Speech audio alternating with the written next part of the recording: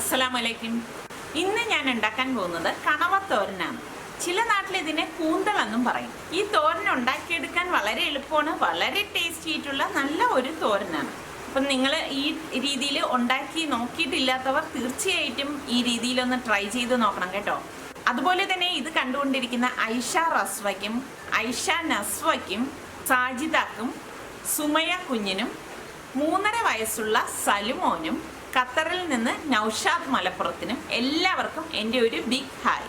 ഒരുപാട് പേര് എനിക്ക് ഇതുപോലെ കമൻസ് എഴുതാറുണ്ട്. അപ്പോൾ എല്ലാവരുടെയും പേര് പെട്ടെന്ന് എനിക്ക് ഉൾപ്പെടുത്താൻ ബുദ്ധിമുട്ടായതുകൊണ്ടാണ് കുറച്ച് പേരുകൾ ഉൾപ്പെടുത്തി ഞാനിങ്ങനെ പറയുന്നത്. എന്തായാലും ഇത് കണ്ടുകൊണ്ടിരിക്കുന്ന എൻ്റെ എല്ലാ പ്രേക്ഷകർക്കും എൻ്റെ ഒരു ബിഗ് ഹായ്. അപ്പം നമുക്ക് എങ്ങനെയാണ് ഈ കണവ തോരൻ ഉണ്ടാക്കുന്നതെന്ന് നോക്കാം. ഈ കണവ തോരൻ ഉണ്ടാക്കാൻ വേണ്ടിയിട്ട് ചില നാട്ടിൽ കൂന്തളെന്നും പറയും. അപ്പം നമ്മുടെ ഇവിടെയൊക്കെ കണവ എന്നാണ് പറയുന്നത്. അപ്പം ഇതിപ്പം ഞാനൊരു 10-20 കണവ വരും എടുത്തു വെച്ചിട്ടുണ്ട്. അപ്പം ഇത് നന്നായിട്ട് വാഷ് ചെയ്ത് എടുത്തതാണ്. ഇതിൻ്റെ സ്കിന്നൊക്കെ റിമൂവ് ചെയ്തിട്ടുണ്ട്. ഇതിൻ്റെ തല ഞാൻ എടുത്തിട്ടുണ്ട്. ഈ തലയുടെ മുകൾ ഭാഗത്ത് ഒരു മഷി പോലെ ഒരിതുണ്ടാവും. അത് നമ്മളിങ്ങനെ ഒന്ന് പ്രസ് ചെയ്ത് കൊടുക്കുമ്പോഴേക്ക് അതിങ്ങ് വെളിയിലേക്ക് ഇളകി വരും. അപ്പം എന്നിട്ട് ഇത് നന്നായിട്ട് വാഷ് ചെയ്ത് എടുക്കണം. അല്ലെങ്കിൽ ഈ മഷി എടുത്തില്ലെങ്കിൽ എന്തെന്ന് വെച്ചാൽ മഷി പൊട്ടിയിട്ട് പിന്നെ ഈ കറി കേടാവാൻ സാധ്യതയുണ്ട്. പിന്നെ അതുപോലെ തന്നെ നമ്മളുടെ വയറിനുള്ളിലേക്ക് ഈ മഷി പോയി കഴിഞ്ഞാൽ നമുക്ക് വയറ്റിന് അസുഖം പിടിക്കും. അപ്പം അത് നന്നായിട്ട് വാഷ് ചെയ്തെടുത്ത ശേഷം ഞാനിപ്പോൾ കണവ ഇതുപോലെയാണ് എടുത്തിരിക്കുന്നത്. ഇനി ഇത് ഈ ഒരു സൈസിൽ കട്ട് ചെയ്തെടുക്കാം. കണ്ടോ, ഞാൻ ഇങ്ങനെയാണ് കട്ട് ചെയ്തെടുക്കുന്നത്. അപ്പം പിന്നെ കണവ ക്ലീൻ ചെയ്യുമ്പം ഇതിൻ്റെ ഉൾഭാഗത്തൊക്കെ അഴുക്ക് കാണും. അതെല്ലാം നല്ലതുപോലെ എടുത്ത് വേണം വാഷ് ചെയ്തെടുക്കേണ്ടത്. അപ്പം ഈ ഇരിക്കുന്ന കണവയെല്ലാം ഇതുപോലെ തന്നെ കട്ട് ചെയ്തെടുക്കാം. അതുപോലെ തന്നെ ഈ കണവയുടെ ഉള്ളിലൊരു നാക്കുണ്ടാവും. അതിനെ നമ്മൾ എടുത്ത് കളയാണ് ചെയ്യുന്നത്. ഇതിങ്ങനെ വേണമെങ്കിൽ നമുക്ക് കട്ട് ചെയ്തെടുക്കാം. അപ്പം നമ്മളുടെ ഇഷ്ടത്തിനനുസരിച്ച് ഇതുപോലെ വേണമെങ്കിലും എടുക്കാം. കണവ ഞാൻ ഇതുപോലെ ഒന്ന് കട്ട് ചെയ്തിട്ട് വീണ്ടും ഒന്നുകൂടി വാഷ് ചെയ്ത് എടുത്തതാണ്. ഇനി ഇതിലേക്ക് ഇതിൻ്റെ പാകത്തിനുള്ള വെള്ളം ഒഴിച്ചു കൊടുക്കാം. ഇത് വേവിക്കാൻ പാകത്തിന്, അതായത് ഇത് നെകക്കെയുള്ള വെള്ളം നമുക്ക് ഇതിലേക്ക് ചേർത്ത് കൊടുക്കാം. ഇത് വെന്ത് വരുമ്പം ഇതിൻ്റെ ക്വാണ്ടിറ്റി വളരെ കുറയും കേട്ടോ. ഇനി ഇതിലേക്ക് പാകത്തിനുള്ള ഉപ്പിട്ട് കൊടുക്കാം.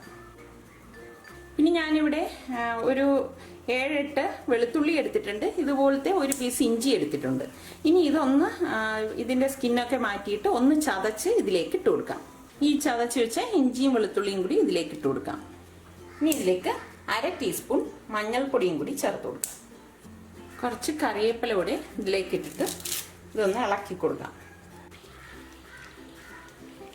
ഇനി ഇത് മൂടി വെച്ചിട്ട് വേവിച്ചെടുക്കാം. ഇത് വേകുന്ന നേരം കൊണ്ട് നമുക്ക് ഇതിലേക്ക് ചേർക്കാനുള്ള അരപ്പ് തയ്യാറാക്കാം.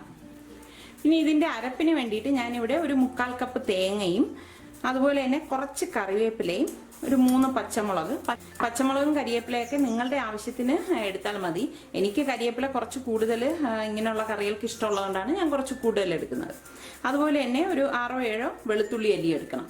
പിന്നെ ഇതിലേക്ക് വേണ്ടിയിട്ട് 1/2 ടീസ്പൂൺ മഞ്ഞൾപ്പൊടിയും 1 ടീസ്പൂൺ മുളക് പൊടിയും, കാശ്മീരി ചില്ലിയാണ് ഞാനിവിടെ എടുത്തിരിക്കുന്നത്, 1/4 ടീസ്പൂൺ കുരുമുളക് പൊടിയും, 1/2 ടീസ്പൂൺ ചെറിയ ജീരകം, അതായത് ക്യുമിൻ സീഡ്.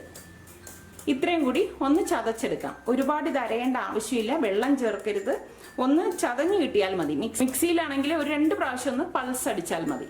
പിന്നെ പ്രത്യേകം ഒരു കാര്യം ശ്രദ്ധിക്കണം, ഈ പച്ചമുളകും കറിവേപ്പിലയും മാറ്റിയിട്ട് ബാക്കിയുള്ളത് ഒന്ന് അടിച്ച ശേഷം ലാസ്റ്റ് മാത്രം നമ്മൾ ഈ പച്ചമുളകും കരിവേപ്പിലയും ഇട്ട് ഒന്ന് പസ്സടിച്ച് വീണ്ടും എടുത്താൽ മതി. കാരണം ഇത് ഒരുപാട് അങ്ങ് ചതയേണ്ട ആവശ്യമില്ല, അതുകൊണ്ടാണ് അങ്ങനെ പറഞ്ഞത്. ഇനി ഇതൊന്ന് ചതച്ചെടുത്തിട്ട് വരാം. ഇതുപോലെ വേണം ചതച്ചെടുക്കേണ്ടത്. ഞാൻ ആദ്യം ഈ തേങ്ങയും വെളുത്തുള്ളിയും ജീരകമൊക്കെ ഇട്ടിട്ട് ഒന്ന് പൾസ് ചെയ്തെടുത്തു. അതിന് ശേഷമാണ് ഈ പച്ചമുളകും കരിവേപ്പിലയും ഇട്ട് വീണ്ടും ഒന്ന് പൾസ് ചെയ്തെടുത്തത്. ഇനി ഇത് നമുക്ക് വെന്തിരിക്കുന്ന കണവയിലേക്കിട്ട് ഇളക്കി കൊടുക്കാം. ഇതിവിടെ വെന്ത് വന്നിട്ടുണ്ട്, വെള്ളമൊക്കെ വറ്റി വന്നിട്ടുണ്ട്. കണ്ടോ, ഇനി കുറച്ച് വെള്ളം മാത്രമേ വറ്റാനുള്ളൂ. കണവ ഇവിടെ പാകത്തിന് വെന്തിട്ടുണ്ട്. ഇനി നമുക്ക് ഈ അരച്ചു വെച്ചിരിക്കുന്ന അരപ്പ് ഇതിലേക്ക് ഇട്ട് കൊടുക്കാം. അരപ്പ് ഇതിലേക്ക് ഇട്ട ഉടൻ ഇളക്കേണ്ട ആവശ്യമില്ല.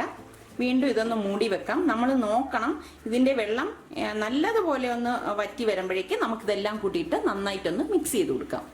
ഇതിപ്പോൾ ഇവിടെ ഏകദേശം ഞാൻ അരപ്പ് ചേർത്തിട്ടൊരു 3 മിനിറ്റ് കഴിഞ്ഞിട്ടുണ്ട്.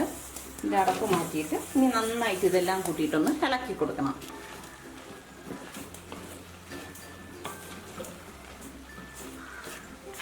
കണവ ഇവിടെ പാകത്തിന് വെന്തിട്ടുണ്ട്. ഇനി ഇതിന് മുകളിലേക്ക് 1 ടീസ്പൂൺ വെളിച്ചെണ്ണ ഒഴിച്ചു കൊടുക്കാം. മതി. വെളിച്ചെണ്ണ തന്നെ ഒഴിക്കണം കേട്ടോ, എങ്കിൽ മാത്രമേ കറക്റ്റ് നല്ല ഒരു നാടൻ ടേസ്റ്റ് നമുക്ക് കിട്ടത്തുള്ളൂ. ശരിക്കും നമുക്ക് മറ്റൊരു കറിയുടെ ഒന്നും ആവശ്യമില്ല. ഈ ഒരു കണവത്തോരനും നല്ല ചമ്പാവരി ചോറും ഉണ്ടെങ്കിൽ അത് മതി. കണ്ടോ, ഇതാണ് ഈ തോരൻ്റെ ഒരു പരുവം. ഇനി നമ്മൾ ഗ്യാസ് ഓൺ ചെയ്ത് ഇളക്കണ്ട, കാരണം അടിക്ക് പിടിക്കും. ഇനി ഞാൻ ഗ്യാസ് ഓഫ് ചെയ്ത് കൊടുക്കുകയാണ്. നമുക്ക് ചൂടോടെ തന്നെ സെർവ് ചെയ്യാം. കണ്ടോ, തോരൻ ഇവിടെ പാകത്തിന് റെഡിയായി വന്നിട്ടുണ്ട്. നാടൻ കണവത്തോരൻ ഇവിടെ തയ്യാറായി. ഇതുണ്ടാക്കിയെടുക്കാൻ വളരെ എളുപ്പമല്ലേ? അപ്പം നിങ്ങൾ എല്ലാവരും ഇത് ട്രൈ ചെയ്ത് നോക്കണം. ഇത് നല്ല ചൂട് ചെമ്പാവരി ചോറിൻ്റെ കൂടെ കഴിക്കാൻ പറ്റിയ നല്ല ഒരു തോരനാണ്. അപ്പം ട്രൈ ചെയ്ത് നോക്കി. നിങ്ങൾക്ക് ഇത് ഇഷ്ടമാണെങ്കിൽ ഇതിന്റെ ലിങ്ക് ഷെയർ ചെയ്യുവാനും ലൈക്ക് ചെയ്യുവാനും കമന്റ് ചെയ്യാനും മറക്കണ്ട. അതേപോലെ തന്നെ സബ്സ്ക്രൈബ് ചെയ്തിട്ടില്ലാത്തവരുണ്ടെങ്കിൽ സലു കിച്ചൻ സബ്സ്ക്രൈബ് ചെയ്യാൻ മറക്കരുതേ.